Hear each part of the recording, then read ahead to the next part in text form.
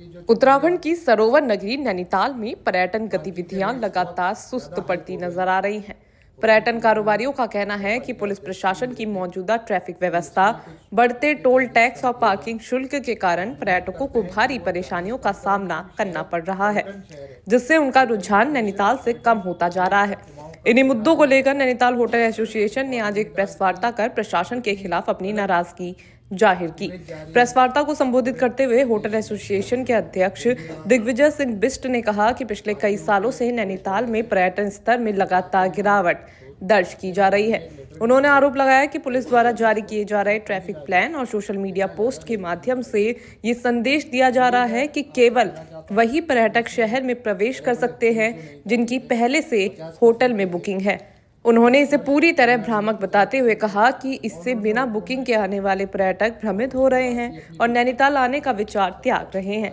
दिग्विजय बिष्ट ने कहा कि पुलिस प्रशासन को स्पष्ट रूप से जानकारी सार्वजनिक करनी चाहिए कि बिना होटल बुकिंग वाले पर्यटक भी शहर में प्रवेश कर सकते हैं और शटल सेवा के माध्यम से नैनीताल तक पहुंच सकते हैं। सही और स्पष्ट जानकारी के अभाव में पर्यटन व्यवसाय को गंभीर नुकसान हो रहा है। टोल टैक्स और पार्किंग शुल्क के मुद्दे पर उन्होंने बताया कि इस संबंध में नगरपालिका अध्यक्ष से वार्ता की गई है और उन्हें उम्मीद है कि जल्द ही कोई सकारात्मक निर्णय लिया जाएगा। उन्होंने कहा कि लगातार बढ़ते शुल्क सीधे तौर पर पर्यटकों पर अतिरिक्त बोझ डाल रहे हैं, जिसका असर पर्यटन पर पड़ रहा है। होटल एसोसिएशन अध्यक्ष ने मुख्यमंत्री से मांग की है कि प्रदेश में पर्यटन को बढ़ावा देने के लिए पर्यटन कारोबारियों के साथ एक व्यापक बैठक आयोजित की जाए ताकि जमीनी समस्याओं का समाधान निकल सके। साथ ही उन्होंने अवैध रूप से संचालित होटलों, गेस्ट हाउस और होम स्टे पर सख्त कार्रवाई की मांग की। उन्होंने बताया कि नैनीताल में करीब 400 होटल, गेस्ट हाउस और होम स्टे पर्यटन विभाग में पंजीकृत हैं, जबकि इसके अलावा कई अवैध प्रॉपर्टियां संचालित हो रही हैं। उन्होंने चेतावनी दी कि अगर होटल एसोसिएशन को विश्वास में लिए बिना कोई नया ट्रैफिक प्लान लागू किया गया तो उसका विरोध किया जाएगा। ये पर्यटन, देखिए मेरे को बहुत प्रेशर है पर्यटन व्यवसायियों का, और पर्यटन आप सब भी जानते हैं कई कुछ वर्षों से ये काफ़ी नीचे आ रहा है, कमी आ रही है इसमें। तो इसके कारणों को हम आज आपके सामने लाना चाहते थे, जो हमने इस पर गहन विचार विमर्श के बाद जो कारण जाने हैं तो आज हमने वो रखे। तो इस पर पुलिस का मेन ये है कि पुलिसिंग जो ट्रैफिक प्लान हो गए जारी किए जा रहे हैं और लोगों को डिमोरलाइज किया जा रहा है आने के लिए, उससे भी पर्यटन पर बहुत बड़ा असर पड़ रहा है। और उनके द्वारा प्रोजेक्ट किया जा रहा है कि केवल बुकिंग पे ही टूरिस्ट को बुकिंग करके जो आएगा उसको ही यहाँ पे एंट्री मिलेगी। वो बहुत गलत है, ऐसा कहीं भी किसी भी मीटिंग में नहीं होता है।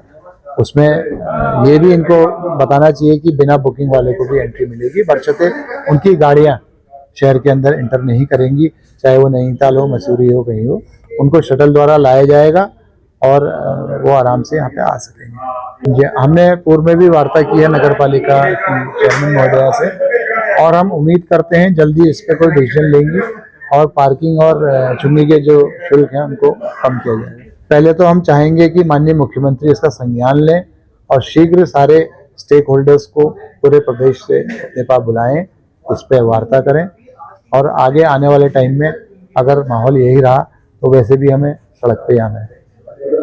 नहीं, बार बार हम इसमें जिला मजिस्ट्रेट के यहाँ भी कई बार हमने चिट्ठी दी है कि जो अनरजिस्टर्ड प्रॉपर्टीज़ हैं इनके खिलाफ कार्रवाई होनी चाहिए।